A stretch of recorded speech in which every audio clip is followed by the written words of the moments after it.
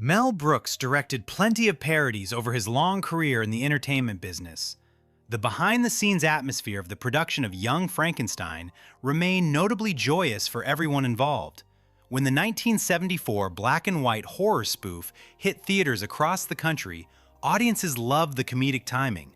The real story behind the production unfolds entirely behind the camera. The production thrived through the intense arguments, the unexpected accidents, and the genuinely unusual choices shaping every single scene. The following 12 facts about this particular movie rarely reach the general public, and some of the backstage events prove wilder than the film itself. Studio executives strongly disliked the initial idea of a black and white release for a major motion picture. Mel Brooks envisioned something highly specific from the start of the planning phase, demanding the film look exactly like the original 1930s monster hits. He wanted a classic, an atmospheric movie shot without a single drop of color. Studio bosses pushed back against the director because they firmly believed black and white releases would struggle to find audiences internationally. The executives argued that countries like Peru had just gotten color televisions. Brooks held his ground during these tense negotiations. He threatened to abandon the project before shooting a single color frame, so the studio management eventually caved to his demands after weeks of intense pressure.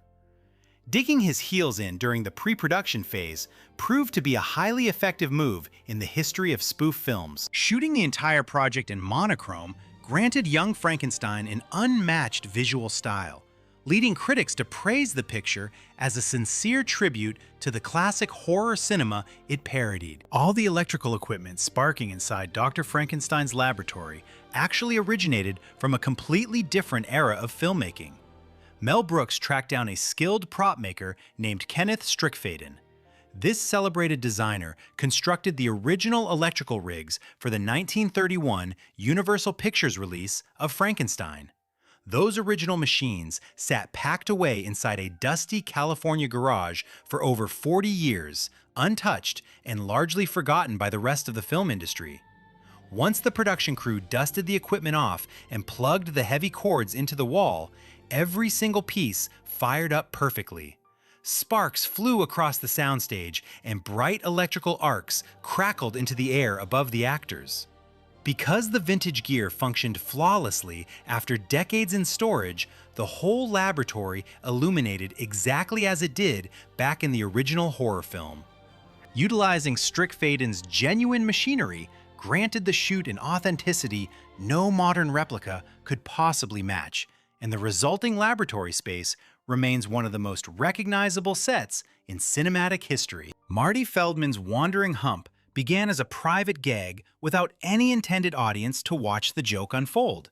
Feldman portrayed Igor, the hunched assistant who had a large padded cushion stuffed inside his shirt to simulate a physical deformity. Between takes on the soundstage, the actor quietly shifted the prosthetic cushion from his left side over to his right side, just to amuse himself during the long hours of waiting. Nobody operating the cameras noticed the swap taking place for several days of continuous shooting. Once the cast and the crew finally noticed the changing anatomy on the set, Brooks flatly refused to order a time-consuming reshoot. The director integrated the ongoing prank directly into the script, spawning one of the movie's most quoted and memorable comedic exchanges. This spontaneous bit of unscripted physical comedy evolved into a sequence audiences continue to quote more than 50 years after the theatrical release. Gene Wilder agreed to lead the project under one strict condition regarding the director's involvement. Mel Brooks must stay completely off camera for the entire duration of the film. The director typically cast himself in prominent roles in his own movies, so Wilder feared seeing the creator's recognizable face would shatter the carefully constructed illusion of the period setting. Wilder argued a direct cameo would remind viewers they sat watching a comedic farce instead of genuinely experiencing the narrative story unfolding before them. Brooks accepted the professional boundary set by his leading man, yet he engineered a clever workaround to leave his mark on the final product. his distinct voice echoes 3 separate times during the runtime of the picture. Viewers hear him once performing the sounds of a howling wolf off camera, and then later voicing a yowling cat in a different scene. By staying completely out of the frame, he infiltrated the theaters through the audio speakers and satisfied Wilder's demand while subtly breaking the established rules of their agreement. Gene Hackman recently completed an acclaimed acting streak when he personally requested to play the role of the blind hermit. He secured a major acting award in 1972 for starring in the gritty crime drama The French Connection. Following that major triumph, he delivered celebrated and intense work in the thriller The Conversation. None of those dramatic accolades mattered once Gene Wilder mentioned the upcoming comedy project during a casual tennis match between the two friends. Hackman craved the specific role so desperately that he volunteered to work entirely for free just to try his hand at performing in a broad spoof. He delivered an exceptional comedic performance alongside the main cast. By repeatedly burning the monster's thumb with a cigar and spilling scalding hot soup directly into his lap, the actor anchored one of the most prominent and funny sequences in the entire feature film. The musical sequence, featuring the song Puttin on the Ritz, frequently ranks among the most beloved moments in cinematic history. The famous routine came within a single argument of never happening at all during the production. Mel Brooks strongly disliked the pitch when Wilder first suggested the idea of adding a song and dance number.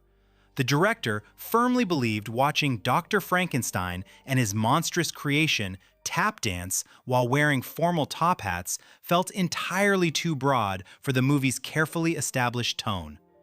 Both men clashed over the conceptual direction of the scene. Because Wilder firmly stood his ground during the debate, Brooks eventually relented and agreed to shoot a quick test take to see how it played out on camera. Once the director watched the resulting footage in the editing room, he reversed his stance on the musical number. Decades later, Brooks publicly confessed his star knew best, acknowledging the musical addition was an inspired choice for the film. While most Hollywood productions rely on plastic bones and fake rubber props for graveyard and skeleton scenes, the production of Young Frankenstein took a vastly different path. During the principal photography phase, the prop crew utilized actual human bones to dress the sets.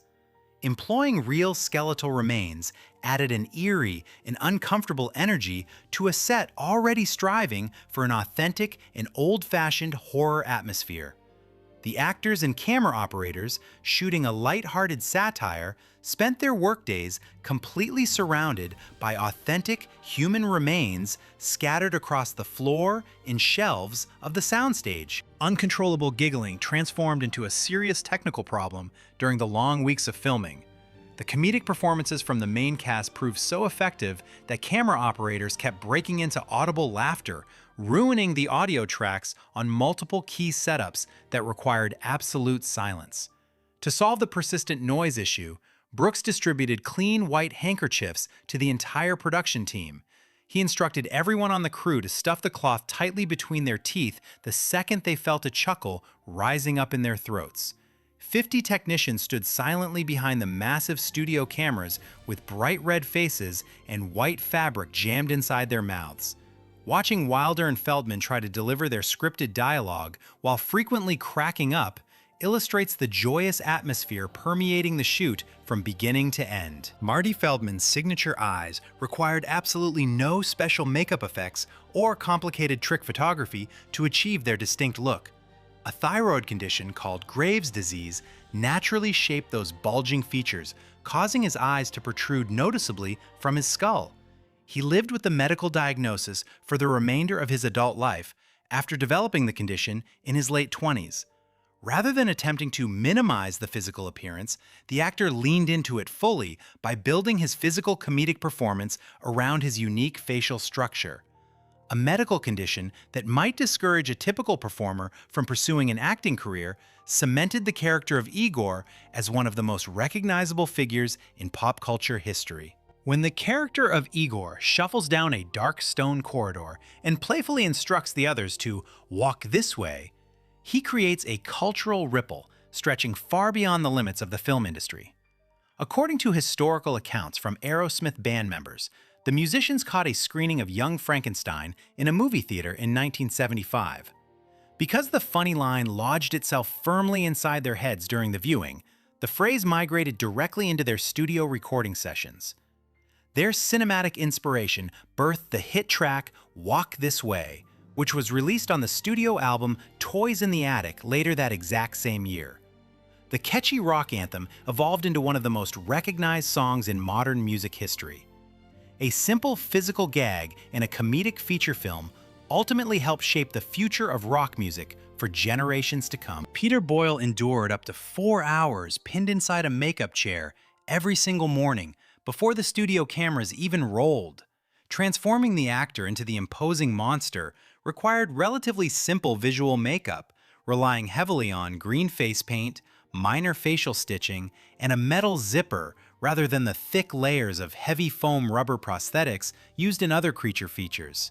Heavy platform boots firmly strapped to his feet provided an intimidating physical height advantage over his co-stars. After wrapping the production schedule for the day, peeling the bulky costume and the heavy makeup off was a relatively quick process, due entirely to the overall simplicity of the design. By the time the production finally ended, Boyle logged more combined hours pinned inside that uncomfortable chair than most leading stars ever spend reciting dialogue on a soundstage. Pushing through daily physical discomfort, the actor channeled true physical agony to earn his rightful place alongside the celebrated screen monsters that originally inspired the film. Young Frankenstein successfully wrapped principal photography in barely 42 days of active shooting. About 10.5 weeks passed from the very first setup on the soundstage to the final shot of the production schedule. Because the feature utilized elaborate period sets and complicated practical electrical effects, finishing the filming process so quickly required ruthless precision from Mel Brooks and his entire crew. The punishing daily schedule forced swift decisions from the creative team and eliminated the luxury of shooting extended, alternate takes for the editing room. The manic performances captured on the celluloid film truly counted for the final product. The completed movie secured multiple Oscar nods from the Academy while generating an $86 million global return at the box office on a minimal production budget. This comedy production materialized through heated arguments between creatives, happy accidents on the soundstage, and highly unusual choices from the directing team. Nearly every single fact surrounding the creation of the picture sounds lifted straight from a Hollywood comedy script. Whether utilizing a borrowed electrical prop that inexplicably sparked to life, or elevating a private physical prank into a known exchange, every chaotic mishap ultimately enhanced the final cut of the movie. Factoring in a spontaneous rock and roll origin story plus a gagged camera crew allows the impressive results to speak for themselves. The beloved feature shows that the greatest artistic triumphs frequently emerge through the strangest possible methods of creation.